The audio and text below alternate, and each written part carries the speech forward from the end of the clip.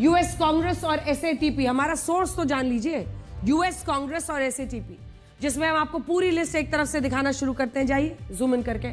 Al Qaeda, Lashkar-e-Taiba, Jaish-e-Mohammed, हरकत-उल-जिहाद इस्लामी, हरकत-उल-मुजाहिदीन, हिजबुल-मुजाहिदीन, Tehrik-e-Taliban Pakistan, Ansar गज़वत-उल-हिंद, अल-बद्र, जमीयत-उल-मुजाहिदीन।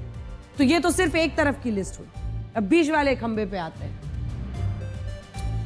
लश्कर-ए-जज़्बार, हरकत-अल-जिहाद al Islami, Muttahida Jihad council, al Barq, Tehreek ul Mujahideen, Jammu Kashmir national liberation army, people's league, Muslim Janbaz force, Kashmir Jihad force, अल-जिहाद force, और फिर आ जाइए तीसरे पर अल-उमर मुजाहिदीन।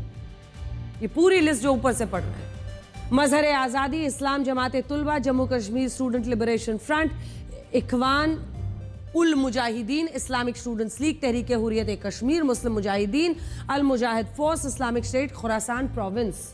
कुल मिलाकर मतलब अनंत लिस्ट है, आप कल्पना नहीं कर सकते उससे आगे ये लिस्ट जाती है। साउथ एशिया टेररिज्म पोर्टल, एसएटीपी, जैसा कि हमने आपको बताया, उसके मुताबिक पाकिस्तान में 5, 10 या 15 नहीं बल्कि 45 से ज्यादा आतंकवादी संगठन सक्रिय हैं, जिनमें हमने आपको अलकायदा से लेकर जो गज़वत-उल-हिंद जैसे आतंकी संगठन है वो बता दिए। मजाक की बात यह है कि इन सभी संगठनों को अमेरिका ने प्रतिबंधित किया हुआ है, लेकिन इसके बावजूद पाकिस्तान में खुलेआम उनकी ट्रेनिंग कैंप्स, शिविर लगते हैं। And Pakistan is a great friend of America. सबसे बड़ा सच यही है कि आज Google, Microsoft, Adobe, FedEx, IBM, micron technology और वर्ल्ड बैंक जैसी संस्थाओं के सीईओ भारतवंशी हैं, जबकि दुनिया में अंतर्राष्ट्रीय आतंकवादी संगठनों के सीईओ कौन है? वो है पाकिस्तानी।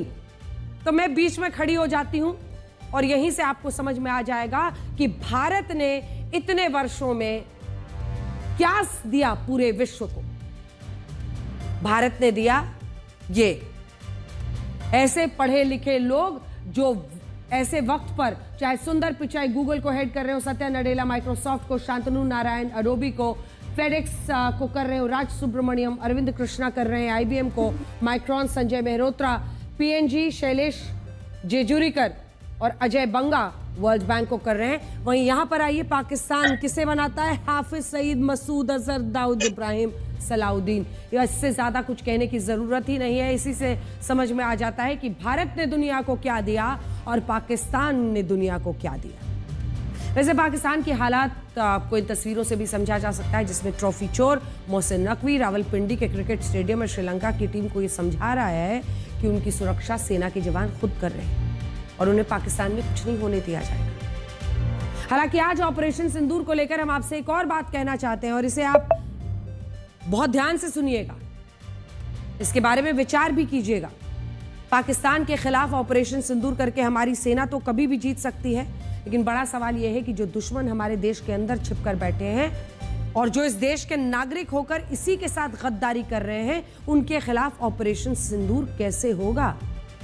यह वही हाफ फ्रंट है जो आज भारत की संप्रभुता को चुनौती देना चाहता है और जिसका सफाया होना सबसे ज्यादा जरूरी है। आपको याद होगा इसी साल जब ऑपरेशन सिंदूर के बाद कुछ यूट्यूबर्स और सोशल मीडिया इन्फ्लुएंसर्स को जासूसी के आरोप में गिरफ्तार किया गया था, तब भी यह सवाल उठा था कि भारत में ऐसे कितने लोग हैं जो पाकिस्तान के लिए उसके स्लीपर सेल की तरह काम कर रहे हैं।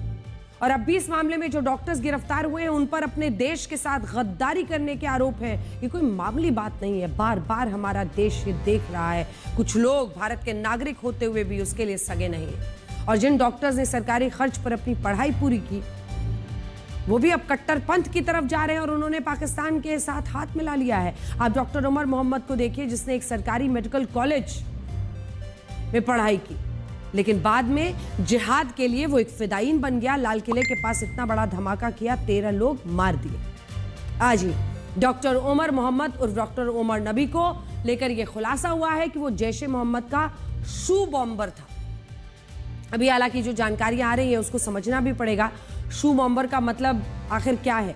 ऐसे आतंकवादी से होता है जो अपने जूतों के अंदर विस्फोटक छिपाकर किसी सामान भीड़ या हाई सिक्योरिटी जगह पर विस्फोट करने की कोशिश करें।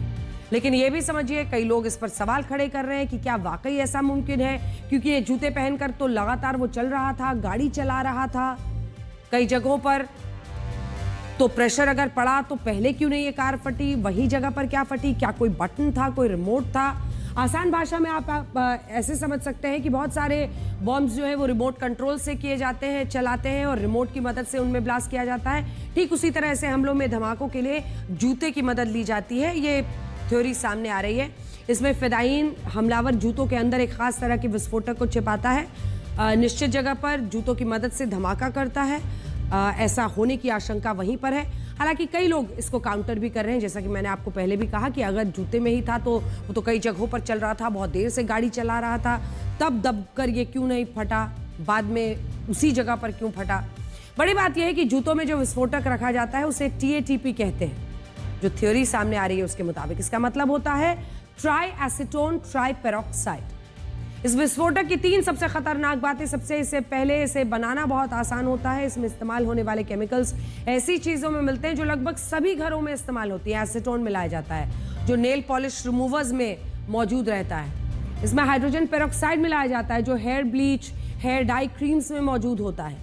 दूसरा, ये विस्फोटक बहुत अस्थिर होता है और हल्का सा झटका भी इस विस्फोटक में बड़े से बड़ा धमाका कर सकता है। उदाहरण के लिए, अगर इस विस्फोटक पर हल्का दबाव डाला जाए, इसे ऐसी जगह पर रखा जाए जहां तापमान और गर्मी ज़्यादा होती है, फ्रिक्शन ज़्यादा हो, तो विस्फोटक आसानी से धमाका हो सकता है। उदाहरण के लिए, अगर डॉक्टर उमर मोहम्मद ने जूतों में इस विस्फोटक को रखा होगा तो उसके लिए इस पर दबाव डालकर गाड़ी में रखे हुए बाकी विस्फोटक में धमाका करना आसान रहा होगा।